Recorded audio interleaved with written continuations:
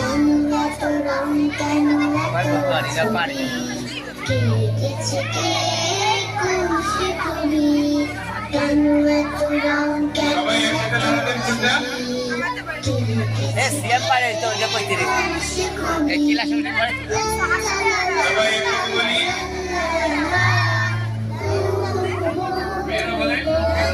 খুশি বলা গেল